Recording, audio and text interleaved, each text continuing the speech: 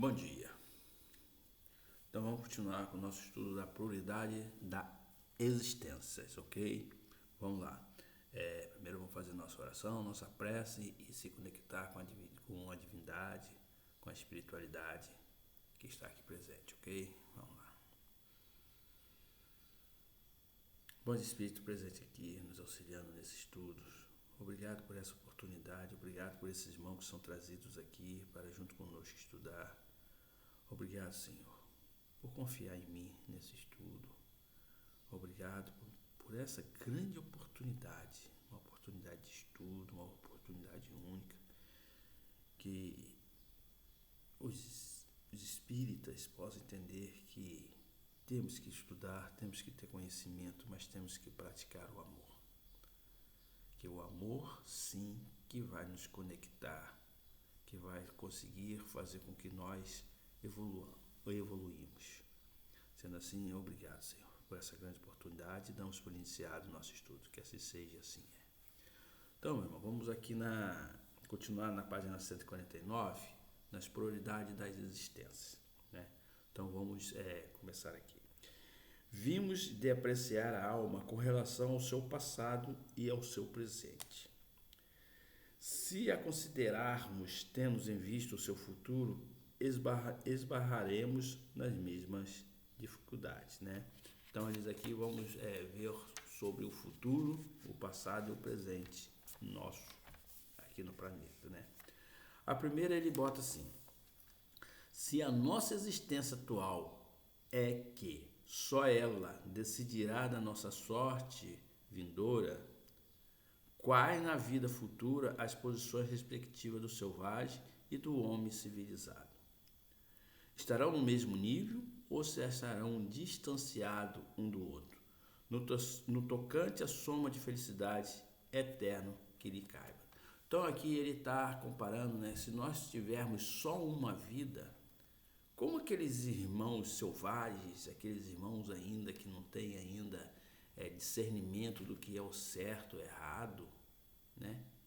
E já temos outro que é civilizado, né? Que já está já com a compreensão. Quer dizer, esse que foi civilizado conseguiu chegar perto de Deus, e aquele que está como selvagem não vai conseguir evoluir, não vai conseguir almejar evoluções melhores, né? Aquele irmão que cometeu atrocidade, esses não vão ter mais oportunidade, não vão ter mais chance.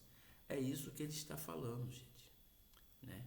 Que se os nossos irmãos têm os mesmos direitos, as mesmas possibilidades, uma só vida não vai conseguir, não.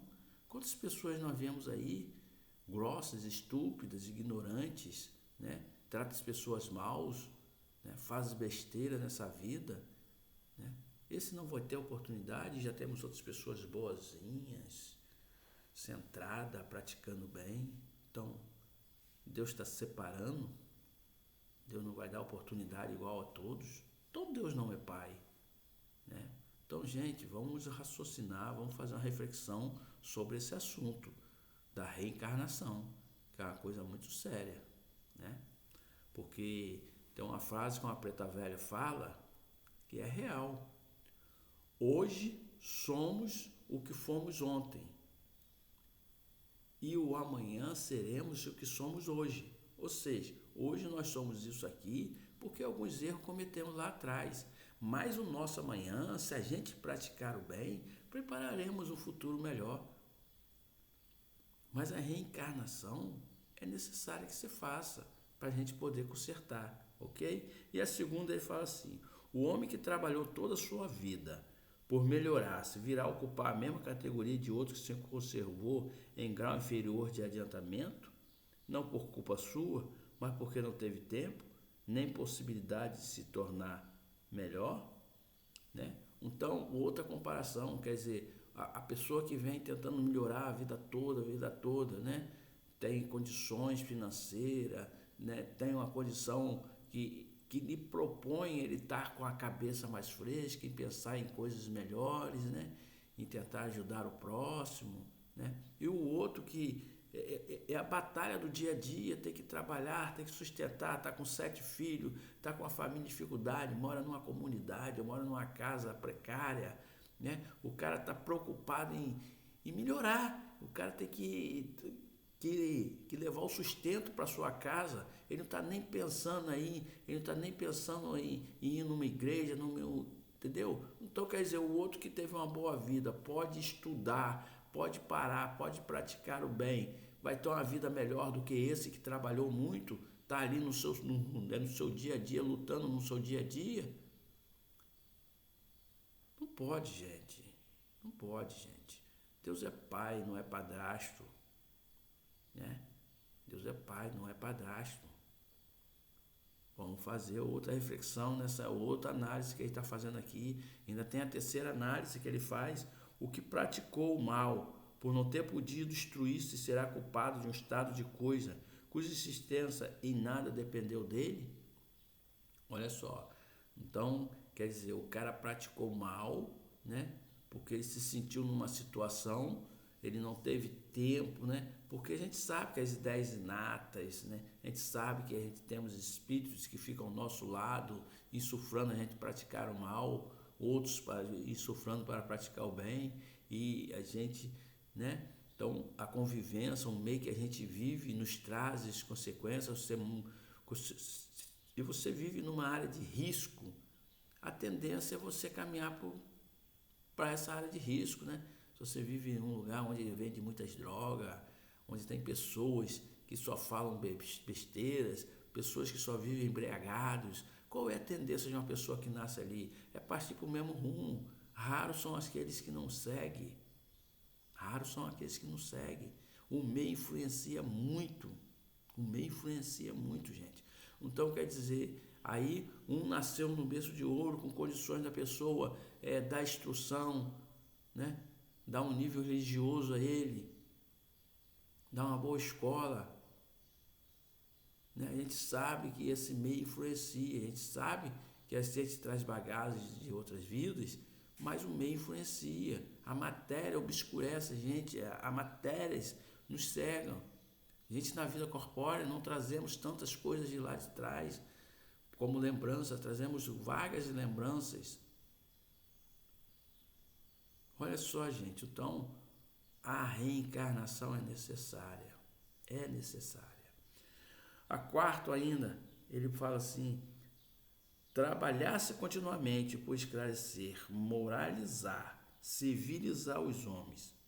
Mas em contraposição a um que fica esclarecido, milhões de outros morrem todos os dias antes que a luz lhe tenha chegado. Qual a sorte destes últimos? Serão tratados como repróbados? No caso contrário, que fizeram para ocupar categoria idêntica dos outros. Então aqui, irmão, ele fala, né? Então tem espírito, né, que trabalhou mutuamente para se esclarecer, para se moralizar. E o outro no seu dia a dia, na sua batalha, na sua luta, ele morre sem conhecer essa verdade. Quantas pessoas morrem sem conhecer a palavra? Quantas pessoas morrem sem conhecer a reencarnação?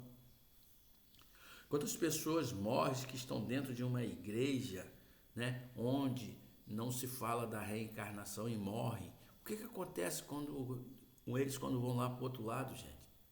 Eles ficam perdidos. Muitos deles não sabem nem quem ainda morreu. Quantos que estão aí pensando na sua mente, nós vamos morrer e vamos ficar deitados lá no sono eterno esperando a vinda do Senhor Jesus. Enquanto nós, espíritas, já estamos esclarecidos, né, que nós vamos para um lugar onde nossa consciência leva, né? Nossa consciência leva o famoso umbral. Uns vão ter sorte de sair lá o mais rápido possível, outros não, porque não tiveram a instrução e não praticaram a bondade, não praticaram o bem. Aí na quinta ainda ele fala assim, que sorte aguarda os que morrem na infância, quando ainda não puderam fazer nem o bem nem o mal, se vão para o meio dos eleitos, porque esse favor se quer, sem que coisa alguma haja feita para merecê-lo? Em virtude de que privilégio ele se vê isento, de tribulações da vida. Aqui está falando das crianças, né? Um bebê recém-nascido, né? Ele nasceu 10 dias, desencarna. Para que lugar ele vai? Muita gente fala, é um anjinho, ele está no reino do céu.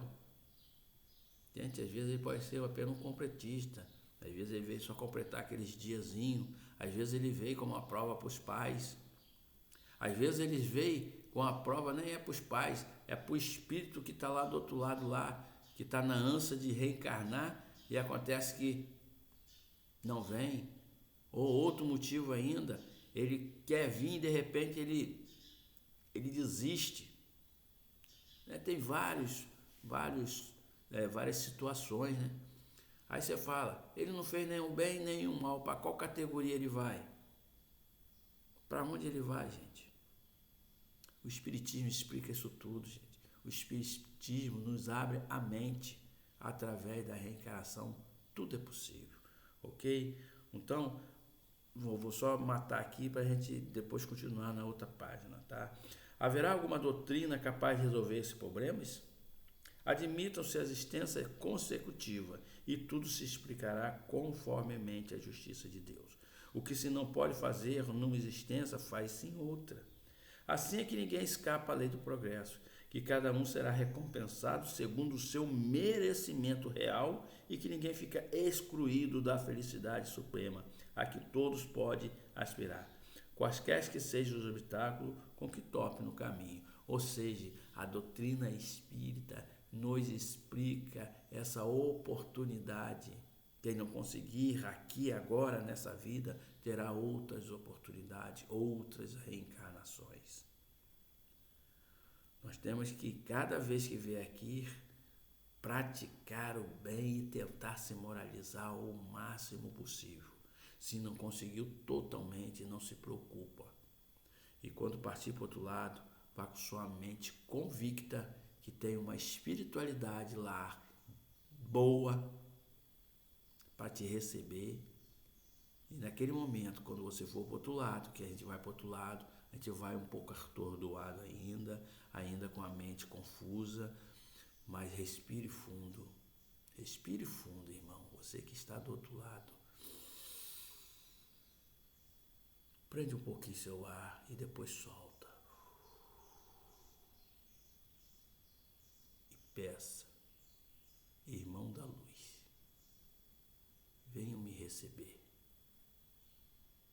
Não olhe os meus erros, mas eu quero ter uma oportunidade de melhorar. E que vocês venham me buscar e me levar para um hospital, para eu poder recobrar minhas forças, para poder continuar. E aí eles vêm, se aproximam de vocês, e vocês vão vê-los e vão ser levados, irmãos.